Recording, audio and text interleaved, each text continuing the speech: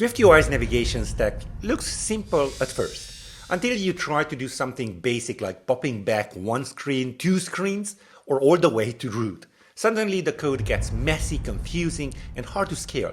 In this video, I will show you how it's done with Navigation Stack, and then you'll see just how much easier it is with Navigation Kit, with clean declarative methods like pop, pop last two, and pop to root. Navigation finally feels effortless. Make sure to check out the link in the description for a 50% off for Navigation Kit. You will see why you definitely need to check this out in the video. Now, we are going to build upon our previous video where we tried to basically do some really fancy navigation with the help of first Navigation Stack and all of the built-in components. And then I showed you how easy it is to just do it with Navigation Kit.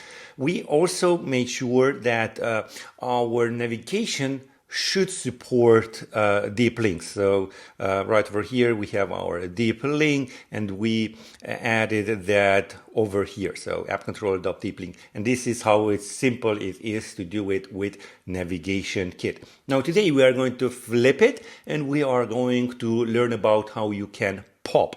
First, we are going to do it the hard way with the built-in components from SwiftUI, and then the easy way with Navigation Kit. Go ahead, if you're interested, just skip to the end of the video and you will find out how easy it is and set up in just a few minutes. Now, before we jump right into it, I just want to show you what we already have, because there's quite a lot, and mostly for the setup with the built-in navigation with Navigation Stack and Sheet and full screen cover. Now, what we have here is our four views: the root view, the zero view, and then 1, 2, 3, 4. Those are the views that we want to present, and we did in the previous episode. The link for the whole playlist is in the description. And we are sliding in one view, sliding up as a sheet, 2 view, then 3 view, and then 4 view as a sheet. So a really complicated thing to do. That's why we agreed that this is kind of the most obvious way of doing it. So we are having Boolean values. This is really, really hard to debug and all of that stuff. But if you want this complicated navigation and deep linking, this is the only way to do it. So you want to have these variables, and then this is our deep link. And take a look at the video previously in the playlist. We just also added all of this functionality when we are tapping on the buttons. Now, when we arrive at the 4 view, and this is our current lesson, we want to pop back. So first of all, we want to pop 1. So how do we do that? Well, we can do with, first we are going to take a look at how we are doing it natively with SwiftUI. So there is this environment called dismiss, private var dismiss. And let me just add here a vstack so we can add also our dismiss button. Let's just have a button with an action and label, and the text would be dismiss.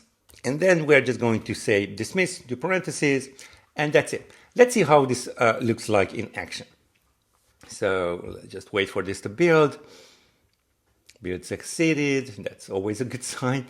And let's just go all the way up with a deep link, so I don't have to tap all the way up. So here is our deep link, and we have our dismiss button that should slide down the sheet. And indeed, it does.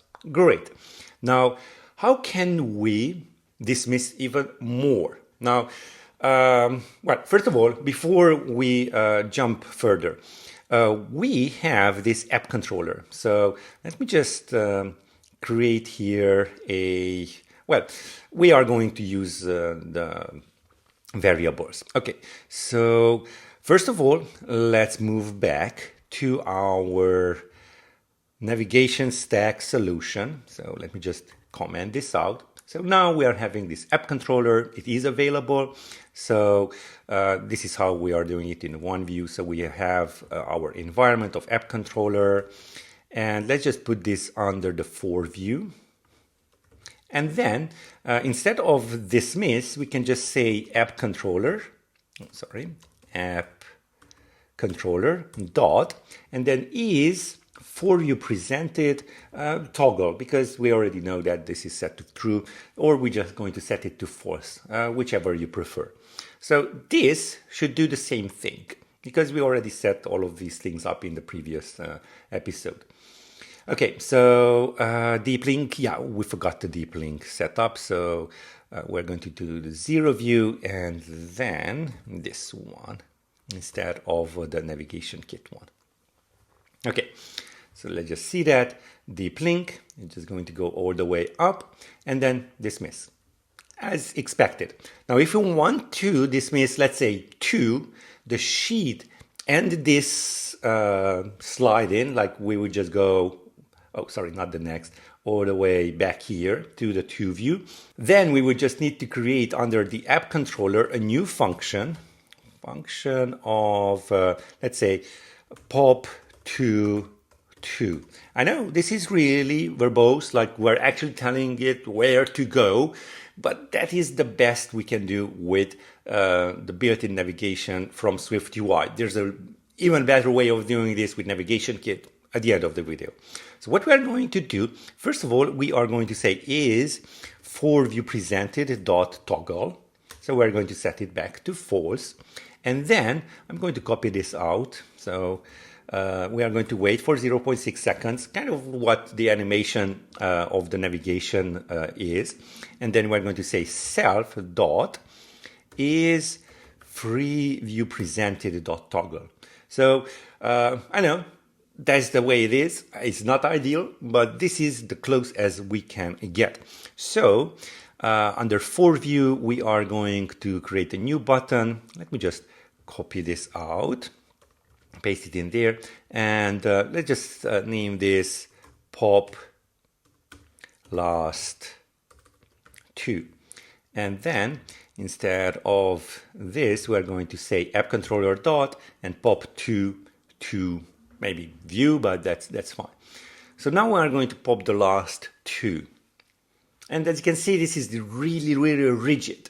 Yeah, I'm going to show you how to make it really flexible at the end of the video. So pop last 2, there we go. It works as expected.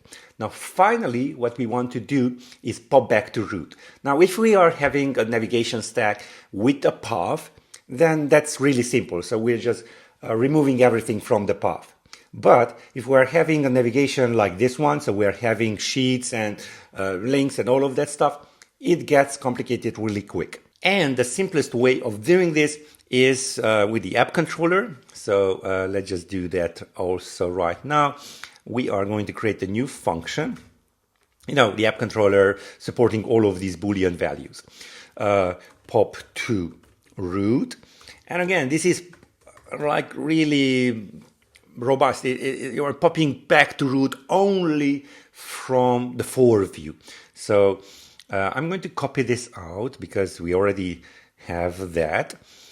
And next up, let me just copy the dispatch queue. So we're going to wait 0.6 seconds and then toggle the is to view presented. And then finally is one view presented. I know it's ugly. Again, Navigation Kit solves all of this. So let's build and run. Oh, sorry. We need to link this pop to root to our view. So let me just copy that out, go to for view. Rather, let's just create a new button and pop to root. And then we're going to say pop to root over there. Now let's build and run. And it will do its thing. Let's just go with a deep link. And then pop to root. Really nice.